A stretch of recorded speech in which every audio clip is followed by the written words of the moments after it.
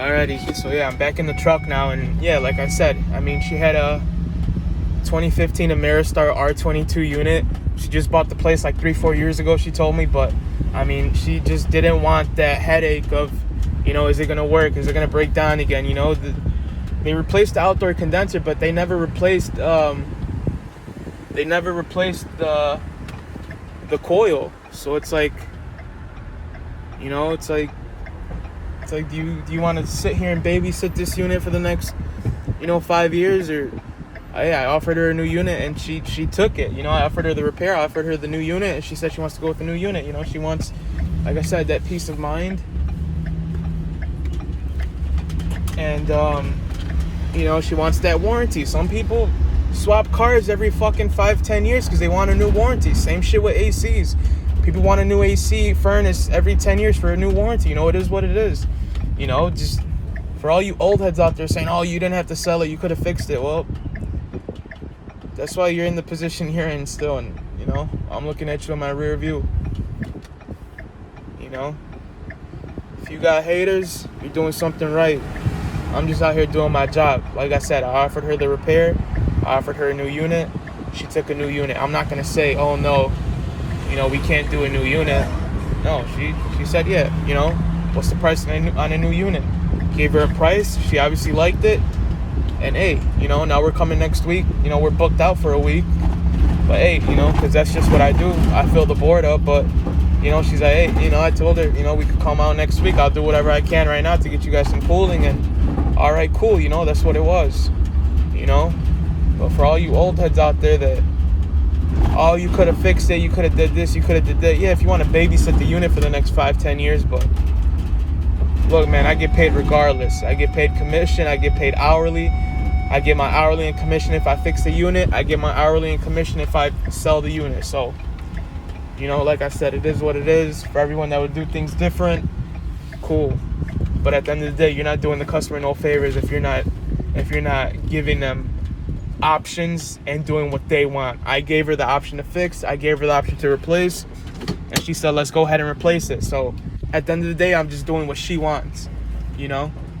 So for all you old heads to say, oh, you could have did this, you could have did that, yeah, well, guess what, you're not doing the customer any favors, and you're not doing your job any better than I am by not giving them options and doing what they want to do. If you give them the option to fix, you give them the option to replace, and they say, hey, I want to replace, then replace. What the fuck? What are you doing with your life? Replace that shit, dude. Get your fucking commission, get paid. Easy money. That's what we do. Easy money. Easy money. Now I'm at this next call. It was literally like 5 minutes away. I want to stop at the gas station, but whatever.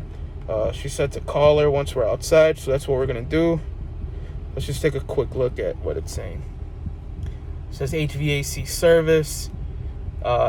AC making a loud banging sound, and that's it.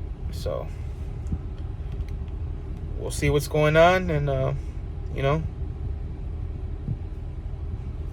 take it from there. So I'll keep you guys in tune, and stick around. We'll see how this job goes. All right, guys. So I got a pretty good idea of what's going on here with the system. So I we use ServiceTime. I've used ServiceTime for like the last 5 years now. It's probably the best system. I know it really well. But I basically break it down into two options: the immediate repair, so it's the band-aid fix. What do we need to get the unit going, working today, right? And then we have the system update, which is replacement. This is an older R22 unit. It looks like they replaced the condenser, but they never replaced the coil or anything like that. So something must have gone wrong with the condenser, that all they did was replace the condenser. It literally says replacement unit from 2015. So that coil is probably double the age at least. So right now what we're going to do is we're going to go present our options, just see what the customer wants to do. Either add refrigerant and a filter dryer, R22, or if we're just going to go ahead and go with the replacement. So once we find out what we're going to do, I'll update you guys, and we'll see. So hopefully we get the sale, right? Alright guys, so my wet bulb was about 70. Right now I'm just taking an outdoor reading. It's about 82 degrees out here. So I'm going to put those numbers into the Emerson app. It'll let me know what my superheat is and whether we need to add or remove refrigerant. So like I said, my wet bulb was about 70 and it's about 82 degrees out here. So I'll show you guys how I do that real quick. And then after that, I mean, we'll know what's wrong with the system and we'll give the customer options, see what they want to do, whether they want to go with the fix or with the replace. So it's about 82.5 now. Can you guys see that? Oh, it's backwards.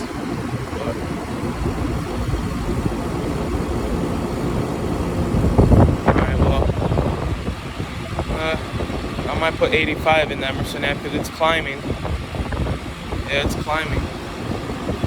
It's at 84.7 now. Yeah, it's about 85 out here. So let's turn off the psychrometer.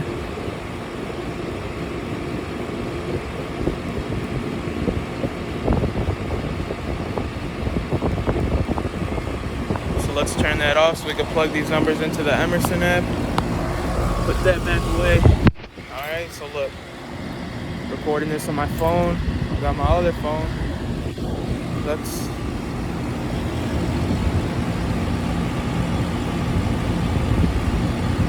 So let's see. Let's check and charge. So we got R22, superheat non-TXV, vapor pressure. I don't know if you guys can see, but we're at 75. 75 on the vapor side. Or low side, whatever. We'll go 76. Indoor wet bulb was about 70. Condenser dry bulb, we're about 85. And then my suction line temp is about 60 degrees. I don't know if you guys can see that. About 60 degrees, so we'll set right here. Set it to 60. Calculate. Let's see, this thing's pretty accurate. So it says my current superheat is about 15. My S-bands are reading 16. It says recommended superheat 22. So we actually have to remove some charge. So it's way overcharged.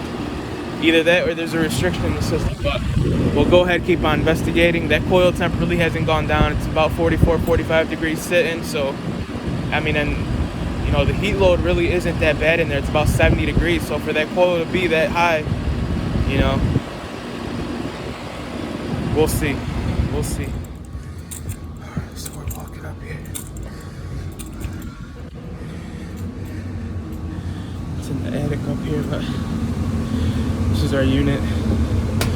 We got a downflow system. There's the coil.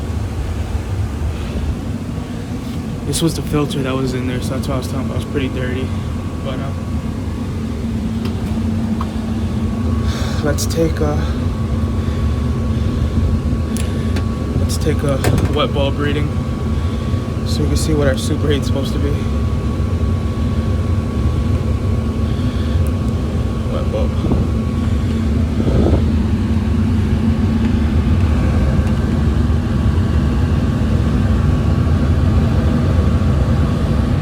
So we'll take that. Then once I take that reading, go back downstairs and see if they go on the refrigerator or not, if there's a restriction in the system. So stay tuned, guys. Alright guys, so we're back here and we're working on this Ameristar here. And like I said, there's like 6 units down here. We got this Ameristar, 2 Linuxes, and then 3 other older systems.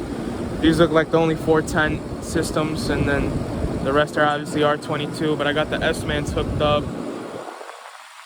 High side's pretty high. I know these units have a high pressure cutoff at about 400. So if that keeps climbing, this will probably turn off soon. My superheat is about 22. My coil temp is about 45. Suction line temp is about 66 degrees. But my liquid line isn't hot at all. My liquid line is actually pretty room temp. It's like the temperature out here. So I don't know. It's a piston system, so we might have a restriction at the filter dryer. So right now we're just kind of monitoring this condenser, see what it does, see if it does cut off at that high pressure 400. We're pretty stable at about the 380s, but it's not really hot out here like that for these pressures to be up like that. So we'll see. I'm gonna, in the meantime, what I'll do is I'll take a wet bulb reading so I can calculate what my superheat's supposed to be at, and we'll see if we're low on refrigerant or not, or if we have a restriction. So I gotta walk up this building here. It's all the way at the top, so once I get up there, I'll start recording again. Alright guys, so we're on a call. We're like towards the city. It's the north side, nice neighborhood.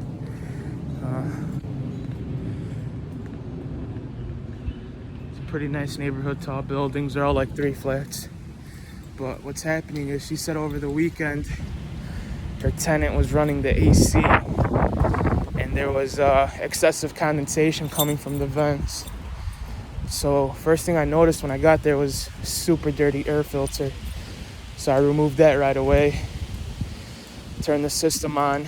It didn't feel super cold coming out of the vents, so I had to go downstairs, verify what system was what, because there's like 5 or 6 condensers on the ground level. Thank God it's not a roof. There's like 5 or 6 condensers on the ground level. I just had to verify which one was hers. So right now what we're gonna do is we're walking back to the truck. Had a fucking park like 2 blocks away. We're walking back to the truck. We're gonna get the field pieces, digital gauges. Yeah, I use digital. I don't fuck with analog. I don't care. Say what you want. Fucking analog is gay. Fuck. Tell me what your superheat is off analog gauges or subcooling, whatever. Anyway, we're coming back to the truck. We're gonna get the field pieces, hook them up, see what the refrigerant's looking like. It's an R22 unit, so we're shooting for a new system. If we could get a new system, great. You know, if we can't, we'll just fix it. But more than likely, we'll sell this one. That's always my goal, is to sell. And for all you guys that's like, oh, why don't you just fix it? It's still good. Well, I mean, I don't know about you guys, but I don't like callbacks. I don't like coming to the same call, 3-4 times or a day later saying, oh, now this is wrong, or, now this ain't working or whatever. You sell them a new unit, they don't got to worry about none of that shit. It's peace of mind, right? Peace of mind, it's going to work. And if anything does go wrong, then we'll come back and fix it. But more than likely, if anything does go wrong with the unit, it's probably installer mistake. So let me find some parking closer, because I don't want to keep walking 2 blocks back and forth. And then once I got the gauges hooked on and whatnot, I'll start recording again and let you guys know what's going on. So see you. All right, guys. So last time I checked in with you guys, I had sold that AC only for I think $7,600. It was a downflow. Well, I ran a call after that, and I sold a condenser only for $6,000. I sold the condenser only because it was a horizontal in an attic. I mean, the coil was still good. The outdoor condenser was just shot. So I thought we'd leave the coil. Obviously we're going to pressure check it, make sure it holds pressure and all that. But yeah, it was a 410 coil, so we're just going to replace the outdoor unit. The outdoor unit was like from 2010, so it was about 12 years old. Coil's probably 12 years old too, but like I said, the outdoor unit was shot. The fan was shot. And she just told me that, ever since they moved in about 3-4 years ago, it was just constant problems with that unit. So she just wanted to go ahead and replace, get a warranty. And, like I said, she wanted a warranty, where if anything happens, we come out and fix it, right? Well, every call isn't all nice and dandy like that. I just ran a service call right now, and the compressor was shot. she, once I presented her with options, whether she wanted to replace the compressor, that was my option A, was immediate repair, replace the compressor, or, replace the entire AC unit. I didn't offer the furnace because the furnace was newer. There was nothing wrong with it, So I thought I'd just present to them, option A, immediate repair, and then the next option would be to replace the AC. Just the AC, not the furnace. Well, she gave me the runaround. Oh, I can't get in contact with my husband. He's at my son's game, this, that. Now, keep in mind, it's like 89 degrees out here. Okay, so a fucking Little League baseball game is more important than coming home to a cool house. So, hey, if you guys want to sleep in an 80-degree house, that's on you. Go ahead. Cool. I told them that if they were to make a decision today, I'd get them temporary cooling. I'd do whatever I'd have to do. Whether that's window units, portable units, whatever I got to do to get them temporary cooling until we can come out and do the job, I would do. And I made that my personal responsibility. I can't get a hold of my husband. I don't know what he wants to do. I offered them financing, 18 months, 0% interest. Price would stay the same. I think I offered them it was a 2.5-ton AC, stand-up, basement stand-up, super easy, $7,100. And yeah, like I said, if they were to make a decision today, I'd get them temporary cooling, just do what I had to do. Like I said, whether that be window units, portable units, whatever. Well, like I said, guys, not every call is nice and dandy where I sell all of them. Now, I can tell you guys, I do convert on average about 65%. My average sales ticket is about $7,000. So I convert about 65% of the time. I average a $7,000 ticket. Over the last 30 days, I've done about 125,000. So, not every call's a win. Not every call's going to be a win. You could be in the right place, right time. It's just customers, whether they want to get another opinion or another quote. Hey, that's on you guys. Every company right now is jam-packed, at least booked 2 weeks out. So if you guys want to take that gamble, by the time they call tomorrow, we're probably going to be about 3 weeks pegged. So, hey, go ahead. You want to take that gamble. You want to call me back tomorrow and wait an extra week. Cool, that's on you. I let them know my estimate was valid for 72 hours. Not even. I told them it would expire Friday morning. So if they don't get back to me by tomorrow or Friday morning, or by at least Friday morning, then, the price goes up and you'll probably have to wait about a month at that point. So, hey, if that's what you guys want to do, that's what you guys want to do. It's not like I said, you have to buy this unit. No, I offered them the fix. They didn't want to do it. I offered them replacement. They didn't want to do it. Even with replacement, I said I'd get you temporary cooling. So, whatever. They didn't want to make a decision. Oh, I can't get a hold of my husband. Yeah, bullshit. Because when this shit broke yesterday, I know you guys at the dinner table talked about, hey, honey, that's a pretty old AC. We might have to replace. So, whenever customers give you an excuse like that, I can't get a hold of my husband, or we're not ready to make, no, that's a lie. They are ready to make a decision. It's just something that you did that maybe they weren't ready for. And I'm not saying I didn't do anything wrong. I very may well have done something wrong, because obviously they didn't go with me, right? So whether it was my price, or whether they didn't, whether they want to see if someone else could fix it cheaper, I don't know. But like I said, hey, if you want to take that gamble, there's no company that's going to be able to take you tomorrow, because it was fucking hot today. So I know every company's going to be booked for at least 2 weeks right now. So, hey, you want to call back tomorrow and wait an extra week when we probably could have got it done, within the week. Now you want to wait 2-3 weeks for a new system? Cool. Because guess what? When they call back tomorrow, I'm not going to get them that temporary cooling. That was a one and done offer. It was either, hey, right then and there, hey, yeah, let's buy it, get us some temporary cooling. All right, cool.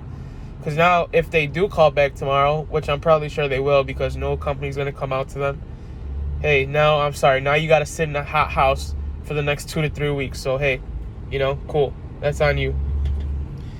Anyway, guys, that's all I have to say for today. Thank you. And, yeah, let me know you guys' opinions and comments. I'd love to get the other perspectives on other techs. Now, keep in mind, I am primarily I guess you can call me a selling tech, whatever. Like I said, I convert 65% of the time. My average sales ticket, 7,000. In the last 30 days, I've brought in 125,000. So whatever, call it what you want. Selling tech, salesman. I'm not a salesman. I got a tech. I'm in a truck. I got tools. I diagnose systems. I don't just come and say, hey, this is the price of a new system. No. Here's what's wrong with your system. Here's the fix. And here's the price to replace. What do you want to do? I'm a tech, not a salesman. Selling tech, cool. Salesman, no.